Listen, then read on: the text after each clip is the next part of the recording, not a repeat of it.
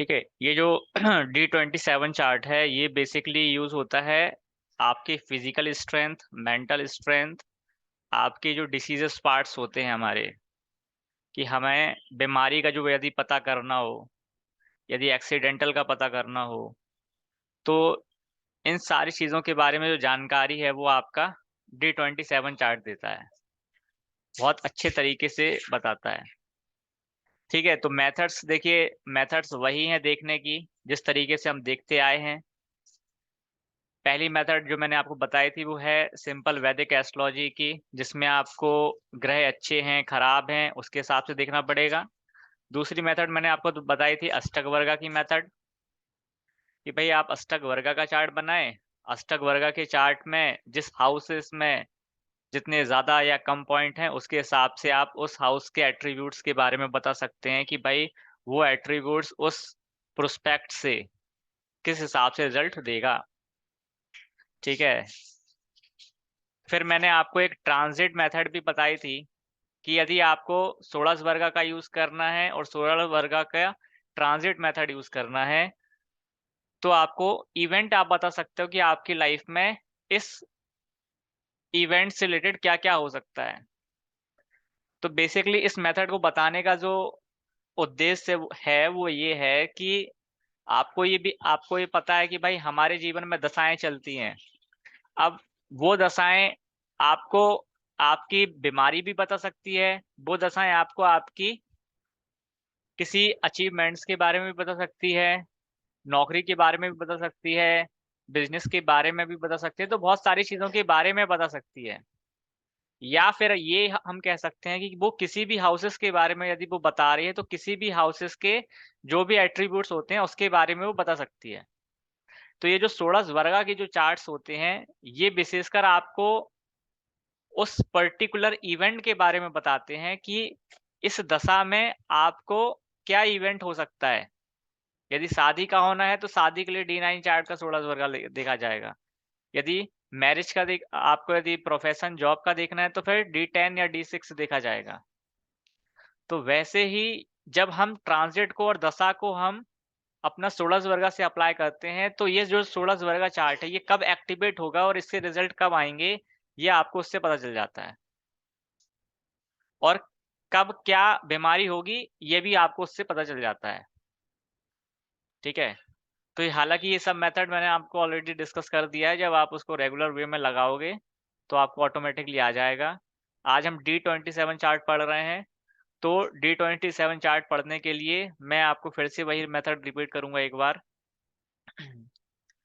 और हो सकता है तो मैं एक नई मेथड भी इसमें बता दूं।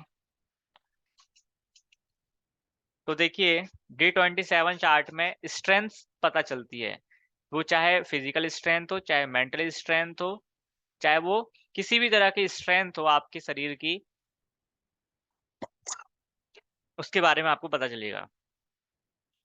तो आपको पता है कि स्ट्रेंथ के मामले में हमारे बॉडी में जो होता है वो होता है मार्स। यदि आपको ये पता करना है कि आपकी बॉडी कितनी स्ट्रांग है, आप फिजिकली कितने स्ट्रांग हो, तो वो आपको मार्स बताएगा। यदि आपको मेंटली कितने स्ट्रांग हो ये पता करना है तो फिर आपको मून बताएगा। यदि आप अंदर से मतलब आत्मा के लेवल से, आत्मविश्वास के लेवल से, सोल लेवल पर यदि ये पता करना हो कि आप अंदर से कितने मजबूत हो, आपके अंदर साहस कितना है, करेज कितना है, तो वो आपको सन बताएगा। आपके अंदर ब्यूटी कैसी है, ब्यूटी की स्ट्रेंथ कितनी है, वो आपको वीनस बताएगा। तो हर प्लेनेट आपके चार्ट में कोई ना कोई स्ट्रेंथ के बारे में जरूर बताएगा। हर प्लेनेट आपके चार्ट में कोई ना कोई स्ट्रेंथ जरूर बताएगा। आप कितने ज्यादा धार्मिक हो, इसकी स्ट्रेंथ देखना हो तो आप जुपिटर को देख सकते हैं। आप कितने ज्यादा बेकार इंसान हो या हार्ड वर्कर हो तो आप राहु और शनि को देख सकते हो। आप कितने ज्यादा चालाक व्यक्ति हो, अपना काम निकालना जानते हो, ये भी आपको राहु बता सकता है ना। कितने ज्यादा आप हार्ड वर्कर हो ये आपको शनि बताएगा। तो जो भी प्लैनेट के एट्रीब्यूट्स हैं उनकी आप स्ट्रेंथ को यहाँ पे मॉनिटरिंग करते हो कि भाई वो प्लेनेट कितना ज़्यादा स्ट्रांग है या वीक है। तो मैंने अभी तक जितनी भी मेथड बताई ना, वो सारी मेथड आपको इस चार्ट में एक बार अप्लाई करके बता दूंगा कि जब भी आप सोलर का चार्ट अप्लाई करोगे तो किस तरीके से अप्लाई कर सकते हो। तो देखिए, ये है D27 चार्ट। ये क्या है? D27 चार्ट है। इस D27 के चार्ट में इस D27 के चार्ट में आपको सबसे पहले यदि मेंटल स्ट्रेंथ देखनी है तो आप किसको देखेंगे? मून को देखेंगे। तो आप यहाँ पे देखेंगे वैदिक एस्ट्रोलॉजी का जो फर्स्ट मेथड बताई थी वो ये बताई थी कि भाई यदि मून इस चार्ट में पीड़ित होगा, चाहे मून नीच का हो जाए, चाहे मून शत्रु ग्रहों के द्वारा देखा जा रहा हो या शत्रु ग्रहों के साथ बैठ जाए, तो फिर आपका कहीं ना कहीं मेंटल प्रॉब्लम जरूर रहेगी। मेंटली आप कमजोर हो सकते हो, मेंटली आप पीड़ित हो सकते हो, मेंटली डाइवर्टेड हो सकते हो। तो आप यहाँ पे देखेंगे कि यहाँ पर जो मून है, ये जो मून है, ये क्या हो रहा है? सन के साथ बैठा हुआ है, उसकी ही राशि में बैठा हुआ है। तो सन के साथ बैठा हुआ है तो उसकी राशि में बैठा हुआ है, तो सन तो वैसे तो उसका मित्र है, तो बहुत अच्छी बात है। और फिर वो उसकी ही राशि में बैठा हुआ है तो ये और अच्छी बात है। तो सन और मून तो आपस में वैसे मित्र ही है, और इस पे किसी भी ग्रह की दृष्टि नहीं आ रही। इस पे यदि आ रही है दृष्टि तो किसकी आ रही है? शनि की दृष्टि आ रही है, तीसरी। और फिर मंगल की भी दृष्टि आ रही है, चौथी। और किसी की तो नहीं आ रही, और किसी की भी दृष्टि नहीं आ रही। और जुपिटर की भी दृष्टि आ रही है। तो आप यहाँ पे देखेंगे ये जो सन और मून का जो कॉम्बिनेशन है, इसमें जुपिटर की भी दृष्टि आ रही है जो सन और मून का मित्र है, मार्स की भी दृष्टि आ रही है जो सन और मून का मित्र है, शनि की दृष्टि आ रही है तीसरी, जो सन का भी शत्रु है और मून का भी शत्रु है। लेकिन पॉजिटिव दृष्टि काफी अच्छी है, इसलिए हम ये कह सकते हैं कि भाई यहाँ पर व्यक्ति मेंटल रूप से बहुत ज्यादा स्ट्रेंथ में है, मतलब मानसिक रूप से बहुत मजबूत है। वो जो भी डिसीजन लेगा बहुत सोच समझ कर लेगा, और इतनी आसानी से किसी भी प्रकार की परिस्थितियों में वो हार नहीं मान सकता, काफी मजबूत है। और उसको कोई भी व्यक्ति डाइवर्टेड भी नहीं कर सकता। क्यों? क्योंकि उसका मून जो है वो मजबूत है। बट थोड़ा सा शनि के द्वारा देखा जा रहा है, इसलिए हो सकता है कि कभी कभी जब शनि वनि की दशा चले तो हो सकता है कि वो प्रताड़ित भी कर दें आपको। अब मेंटली देख लिया आपने, फिजिकली स्ट्रेंथ देखना है तो आप मार्स को देखेंगे कि आपके चार्ट में मार्स कैसा है। तो आप यहाँ पे देखें मार्स। अब मार्स कहाँ पर बैठा हुआ है? मार्स बैठा हुआ है 11th हाउस में। किसकी राशि में बैठा हुआ है? शुक्र की राशि में। किसके साथ बैठा हुआ है? केतु के साथ बैठा हुआ है। अब मार्स कौन देना, अब मार्स जो है वो वीनस की राशि में बैठा हुआ है, तो मार्स वीनस का तो शत्रु ही है। केतु के साथ बैठा हुआ है तो केतु भी उसका शत्रु ही है। चलो,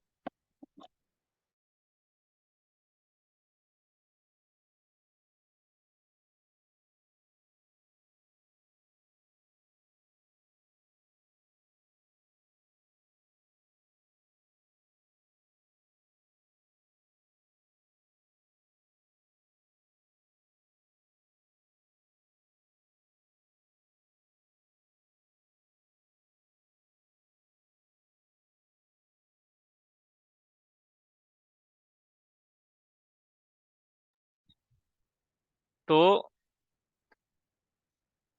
अब आप यहाँ पे देखो कि भाई जो मार्स है वो केतु के द्वारा पीड़ित है और वीनस की राशि में बैठा है। क्या इस पर और किसी ग्रह की दृष्टि आ रही है? तो हाँ, इस पर राहु की साथ भी दृष्टि जा रही है। इसके अलावा और किसी की दृष्टि नहीं जा रही। तो आप देखेंगे भाई मार्स जो है वो राहु के द्वारा पीड़ित हो रहा है और केतु के साथ ही बैठा हुआ है।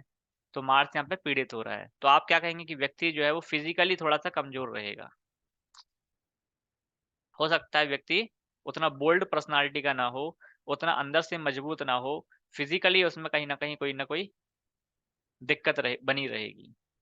वीकनेस जिसको हम कहते हैं, उसमें हमेशा कोई ना कोई वीकनेस बनी रहेगी। नेक्स्ट फिर रहता है सन।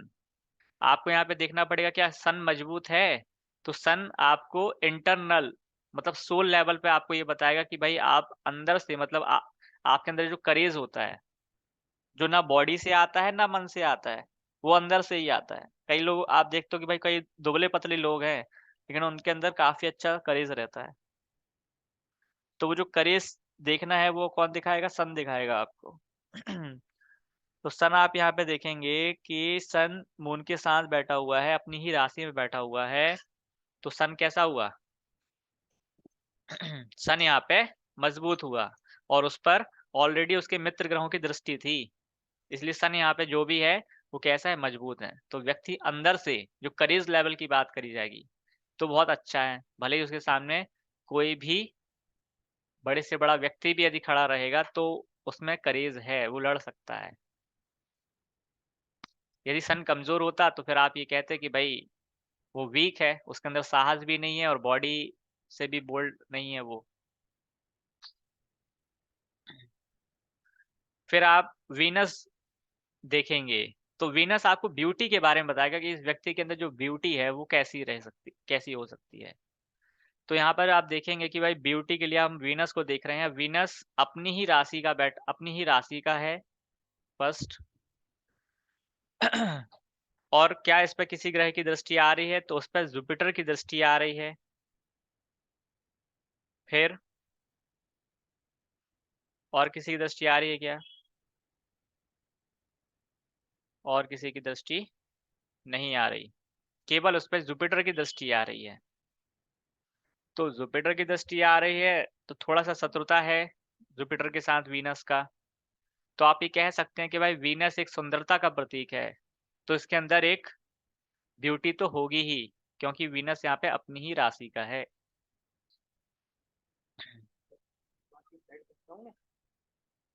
और जुपिटर की दृष्टि आ रही है, इसलिए आप ये कहेंगे कि इस व्यक्ति के अंदर जो ब्यूटी होगी वो जुपिटर के कारण होगी।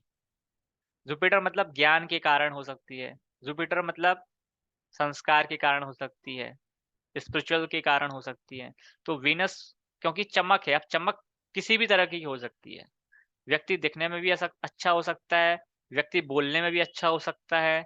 तो वीनस पर जिस भी ग्रह की दृष्टि आती है या जिस भी ग्रह का उस पर असर आता है, उस व्यक्ति की जो चमक है उस हिसाब से होती है। तो वीनस पर जुपिटर की दृष्टि आ रही है तो हम ये कहेंगे भाई यहाँ पर जो चमक रहेगी वो व्यक्ति अपने ज्ञान के कारण जा सकता है, स्पिरिचुअल के कारण जाना जा सकता है, वाणी के कारण जाना जा सकता है। क्यों? क्योंकि उस पर जुपिटर की दृष्टि है और वो काफी अच्छा है। इस तरीके से आप फर्स्ट मेथड का यूज करते हैं जिसमें आपको ये पता चलता है कि हमको किस तरीके से कोई भी चार्ट देखना होता है।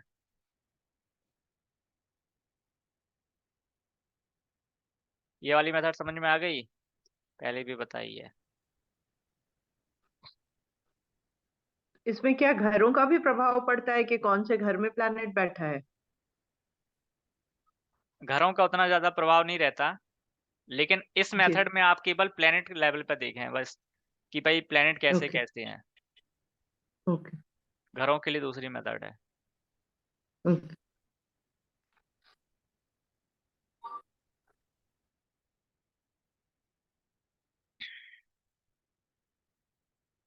मितिका जी आपको समझ में आया कुछ? हाँ जी सर। आपने ये चार्ट। सेम ही है सर जैसे पहले कर रहे थे। हाँ तो वही मेथड ही है ना, वही रिपीट किए हाँ मैंने। हाँ वही सेम है सर, हाँ। अब जो सेकेंड मेथड मैंने आपको बताई थी वो बताई थी अष्टक वर्गा के थ्रू। और अष्टक वर्गा में भी जो जी। मैंने मेथड बताई थी वो बताई थी सर्वाष्टक वर्गा के थ्रू। मैंने आपको बताया था कि वो तो आपको प्लेनेट लेवल पर है। भाई जिसको प्लेनेट के बारे में अच्छे से पता है कि भाई कौन किसका शत्रु है, कौन किसका मित्र है, कौन कहाँ जाके उच्च का, कौन कहाँ जाके नीच का हो जाता है, तो आप फिर उस हिसाब से बता सकते हैं। लेकिन जिसको थोड़ा वैदिक एस्ट्रोलॉजी में कमी है तो फिर वो इस मेथड का भी यूज कर सकता है, सर्वाष्टक वर्ग की मेथड का। सर्वाष्टक वर्ग में आपको ये देखना है कि भाई किस हाउस में कितने पॉइंट्स मिले हुए हैं, किस हाउस में कितने पॉइंट्स मिले हुए हैं। जिस हाउस में जितने पॉइंट्स मिले हुए हैं, D27 का चार्ट आपको उस हाउस के आपके बॉडी पार्ट की स्ट्रेंथ के बारे में बताएगा, साथ ही साथ आपको ये भी बताएगा कि आपकी लाइफ में उस हाउस की कितनी स्ट्रेंथ है। हाँ, बताइए।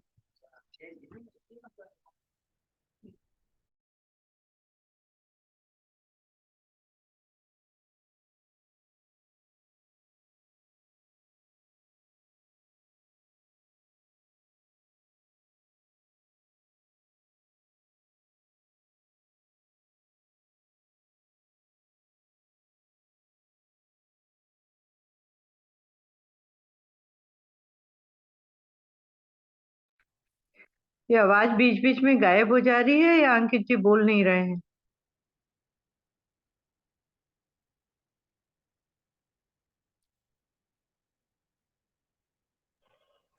आई थिंक बोल नहीं रहे हैं। अरे ये निशा जी फोन कर रहे हैं ना। ओके ओके, मुझे लगा शायद पता नहीं मेरे वहां कोई प्रॉब्लम तो नहीं मेरे एंड पे। तो अब आपको ये देखना है कि आपकी लाइफ में ऐसा कौन सा प्रोस्पेक्ट है जो कमजोर है। तो आप यहाँ पे देखेंगे कि समुदाय अष्टक वर्गा में जिस हाउस में जितने कम पॉइंट्स रहेंगे, ठीक है, जिस हाउस में जितने कम पॉइंट्स रहेंगे आपकी लाइफ का वो प्रोस्पेक्ट, आपकी लाइफ का वो बॉडी पार्ट कमजोर रहने वाला है।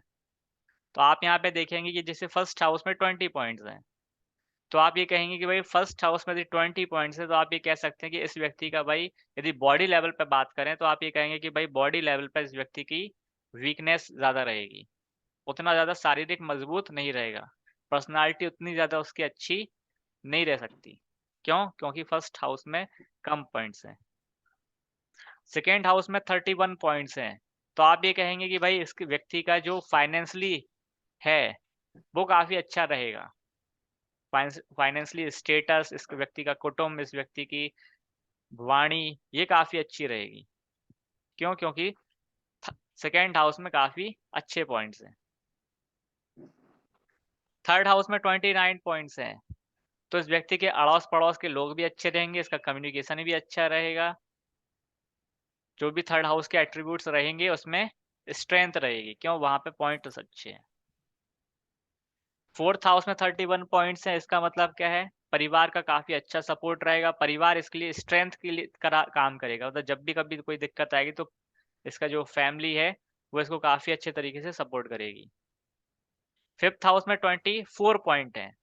अब यदि फिफ्थ हाउस में 24 पॉइंट है, तो जिस भी हाउस में कम पॉइंट्स रहेंगे तो उस बॉडी पार्ट में भी आपको दिक्कत रहेगी। तो फिफ्थ हाउस में जो भी बॉडी पार्ट्स आती हैं उसमें कहीं ना कहीं आपकी कमजोरी बनी रहेगी, ठीक है।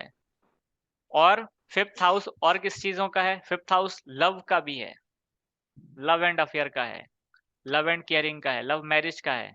तो यदि उस हाउस में पॉइंट्स कम है, इसका मतलब आपकी लाइफ में वो हाउस की जो स्ट्रेंथ है वो कम है, तो व्यक्ति को इतनी आसानी से किसी से लव नहीं हो सकता, या फिर व्यक्ति लव के लिए तरसता ही रहेगा, लव मैरिज का योग ही नहीं बनेगा कोई व्यक्ति, ठीक है। इस तरीके से आप उसको बोलेंगे।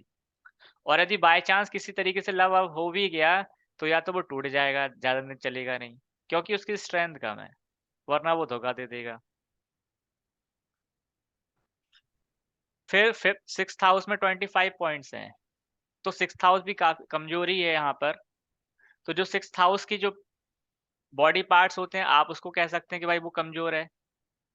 आप सिक्स्थ हाउस के बाकी के जो एट्रीब्यूट्स हैं, आप उसको भी कह सकते हैं कि वो भी कमजोर है। जैसे व्यक्ति सर इसमें लोन के मामले में ज्यादा कमजोर रहेगा, कि व्यक्ति को लोन ज्यादा देना पड़ेगा। मतलब यदि पॉइंट्स कम है तो इसका मतलब ये है कि जो उस हाउस के बुरी चीजें हैं वो ज्यादा असर करेंगी और अच्छी चीजें कम असर करेंगी।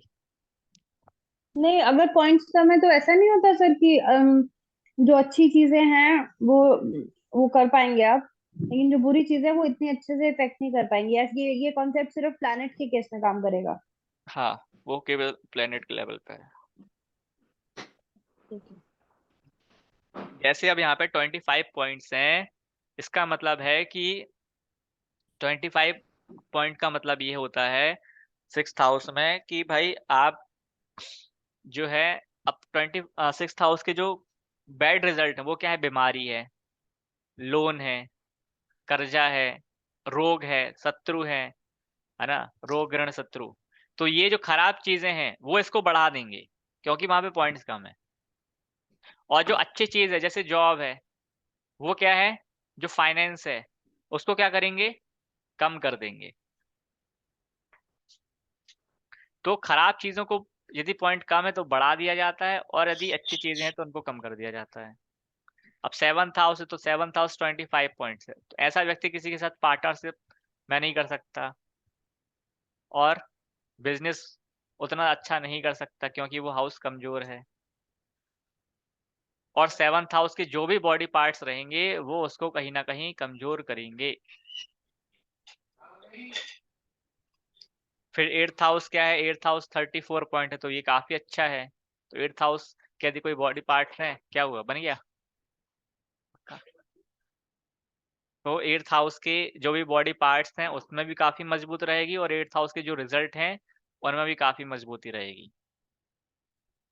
तो आप यहाँ पे देखेंगे कि यहाँ पर जो सबसे कम पॉइंट है वो कहाँ पर है, 1st हाउस में और 5th हाउस में।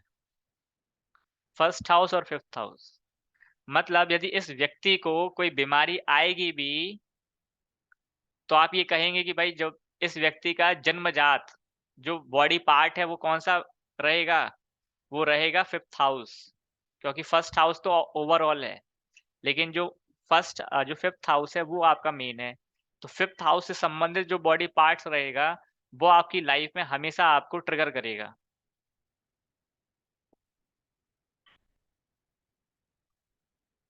हमेशा आपकी लाइफ में वो बॉडी पार्ट्स ट्रिगर करेगा।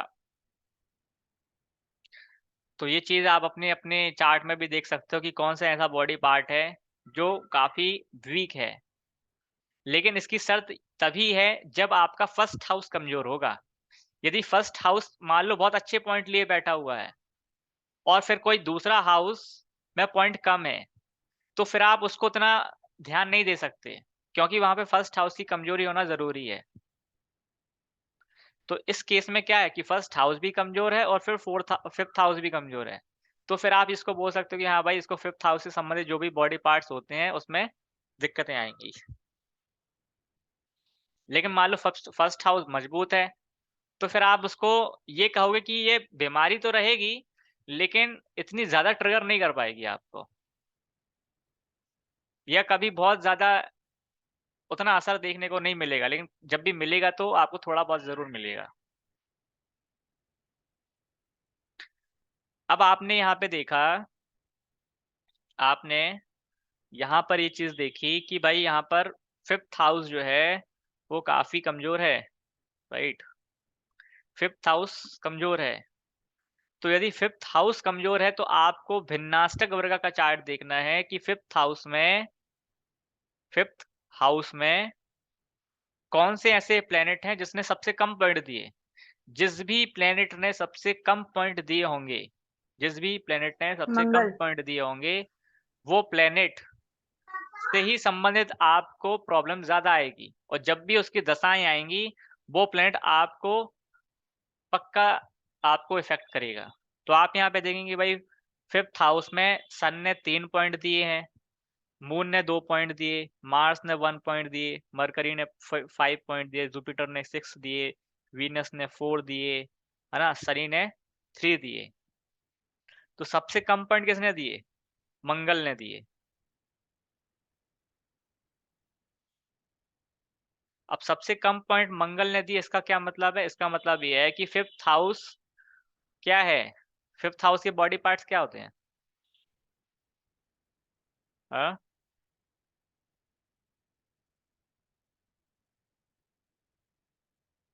बताओगे कोई, नहीं पता। पेट के आसपास चेहरे से। 5th हाउस के बॉडी पार्ट में यदि हम बात करें तो क्या होता है, जैसे कोई वायरल डिसीज, 5th हाउस क्या होता है, हार्ट। हाँ हार्ट। स्टमक। हार्ट थोड़ी ना हार्ट होता है, 4 हो गया। हार्ट तो 4 होता है। 5th हाउस जो वायरल में होता तो है, लंग्स वगैरह आ जाएंगे ना, क्योंकि 5th हाउस कंजेशन हो में, जाता है। वो फोर्थ हाउस होता है, लंग और हार्ट।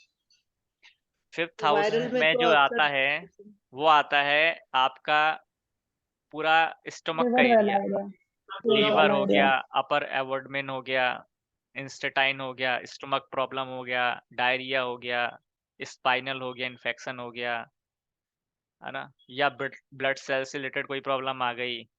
और यदि वायरल डिसीज भी आएगा तो वायरल डिसीज का मतलब ये है कि आपका यदि खान पान बिगड़ता है तो भी आपका पेट बिगड़ेगा। आपका इन्वायरमेंट बदला तो फिर आपका पेट बिगड़ा।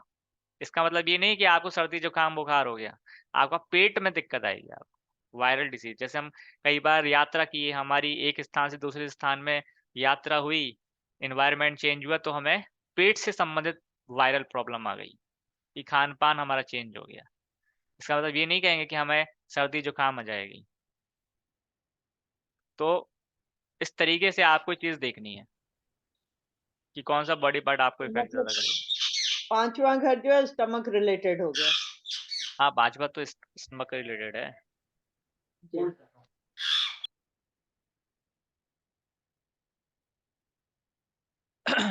अब 5वें घर स्टमक रिलेटेड है। अब 5वां घर यदि स्टमक रिलेटेड है, अब आपने यहाँ पे देखा कि भाई 5वें घर में जो सबसे कम पॉइंट दिए हैं वो मार्स ने दिए हैं। अब पेट में मार्स से संबंधित क्या हो सकता है? तो पेट में मार्स से संबंधित एक ही चीज दर्द होती है, रहेगी, किसी भी चीज से अग्नि, रिलेटेड दर्द होएगी। पित्त, पेन, एसिडिटी, पित्त, हाँ। है ना। जो पित्त होता है हमारे एसिडिटी बॉडी वाला। पेट में, जिसको हम पित्त भी कह सकते हैं, अग्नि भी कह सकते हैं, और पेन भी कह सकते हैं। तो यही एक ऐसा प्रॉब्लम रहेगा जो इस व्यक्ति को ज्यादा फेस करना पड़ेगा कि उस व्यक्ति के जो पित्त है वो ज्यादा बढ़ते होंगे पेट में जब वो ट्रिगर करेगा हमेशा। तो इस तरीके से आपको कनेक्ट करते बनना चाहिए।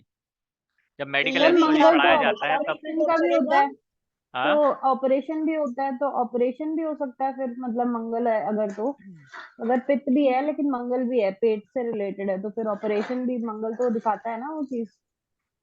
हाँ बिल्कुल दिखाता है, बिल्कुल तो अंकित जी दिखाता ये है। भी अपनी दशा के टाइम में इफेक्ट करेगा या कभी भी कोई भी प्रॉब्लम आए तो इफेक्ट करेगा? देखो, पहला तो ये कि ये आप लेकर मतलब पैदा हुए लेकर आए हो, तो आप ये कहोगे कि भाई जी। इस व्यक्ति को ये प्रॉब्लम आएगी ही आएगी, ठीक है। हाँ। दूसरा, इसका असर तब आपको देखने को मिलेगा जब इसकी दशाएं आएंगी या जब इसका ट्रांजिट आएगा। दृष्टि, दृष्टि भी ना सर, किसी और प्लैनेट की मैलेफिक की दृष्टि पड़ेगी मंगल पर। ठीक है, नहीं अष्टक अष्टक वर्गा में दृष्टि वृष्टि कुछ नहीं है, सब यही है। नहीं, जब दृष्टि एज इन जो षोडश वर्ग के चार्ट में, जो हम हाँ अभी ये 27 कर रहे हैं, इसके चार्ट में ये भी तो देखेंगे कि मंगल जिस घर में बैठा है उस घर में कितनी दृष्टि आ रही है, कैसे आ रही है, वो भी तो देखेंगे कि नहीं। हाँ बिल्कुल। तो इस तरीके से आपको ये पता चलेगा कि आपकी बॉडी, मतलब आपकी बॉडी पार्ट में किस चीज की कमी है और किस चीज की अधिकता है, या आपकी लाइफ का कौन सा ऐसा प्रोस्पेक्ट है जो ज्यादा स्ट्रेंथ में है या जो ज्यादा वीक है। ठीक है, ये मैंने 2 मेथड बता दी जो मैंने पहले भी आपको बताया है। बस इसको आपको अलग अलग चार्ट के हिसाब से कोरिलेट करते हुए और पढ़ते हुए आना चाहिए, जो आपको प्रैक्टिस से ही आ सकता है।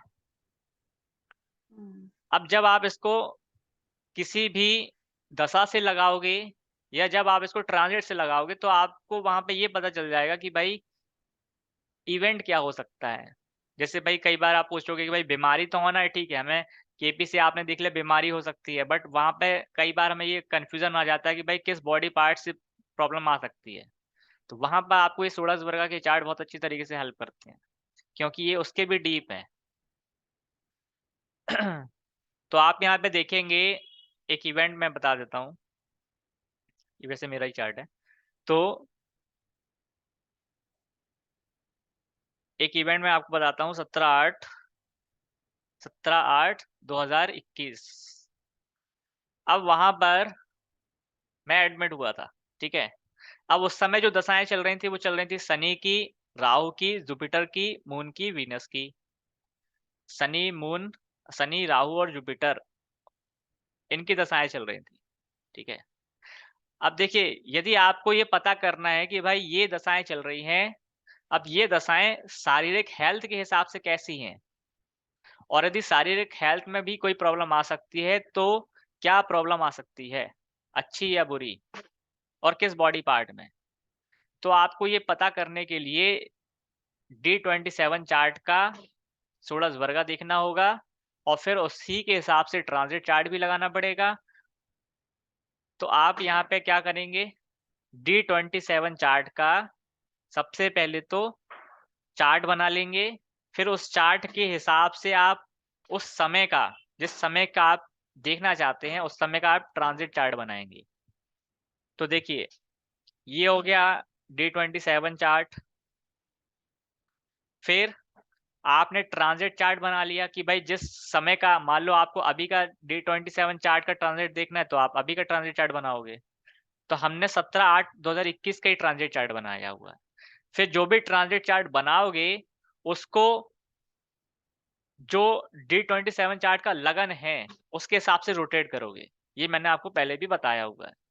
तो आप यहाँ देखोगे भाई D27 चार्ट में जो फर्स्ट हाउस है वहां पे 4 नंबर लिखा हुआ है, तो आपको 4 नंबर के हिसाब से ही ट्रांजिट चार्ट बनाना है। 4 नंबर के हिसाब से ही आपको ट्रांजिट चार्ट बनाना है, ठीक है। 4 नंबर के हिसाब से ही आपको ट्रांजिट चार्ट बनाना है।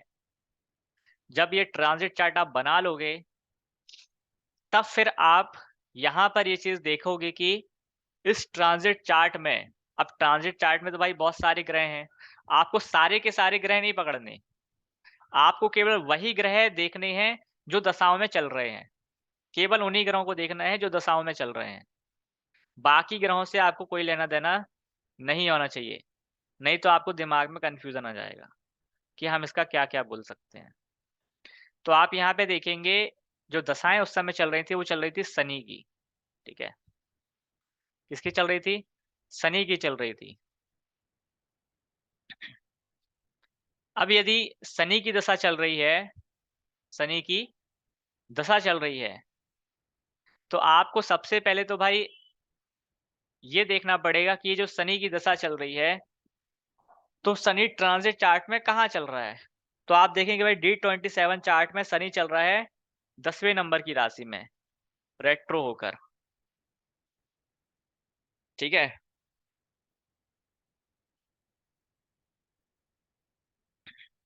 अब शनि 10वें नंबर की राशि में चल रहा है। अब शनि ने यहाँ 10 नंबर की राशि में कितने पॉइंट दिए हैं, तो शनि ने तो 1 पॉइंट दिया है 1 नंबर। जो कि काफी खराब है।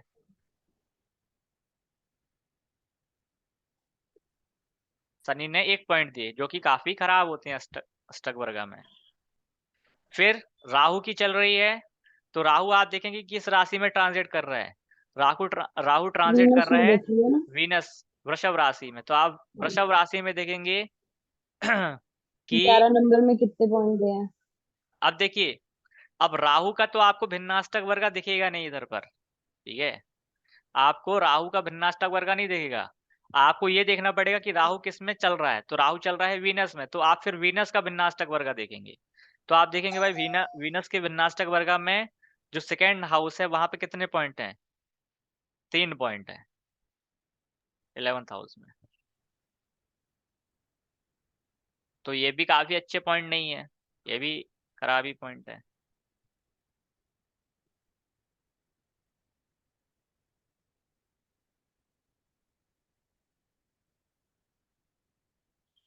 फिर आप देखेंगे नेक्स्ट किसकी राशि है, जुपिटर की दशा है। तो जुपिटर कहाँ चल रहा है, जुपिटर चल रहा है 11 नंबर की राशि में, है ना, 11 नंबर की राशि में। तो आप ये देखेंगे कि भाई जुपिटर ने 11वें में कितने पॉइंट दिए हैं, तो जुपिटर ने तो यहाँ पर अच्छे पॉइंट दिए हैं 5 फिर किसका चल रहा है, मून का चल रहा है। मून की दशा चल रही है। मून कहाँ चल रहा था, ट्रांजिट में। अब देखिए यहाँ पे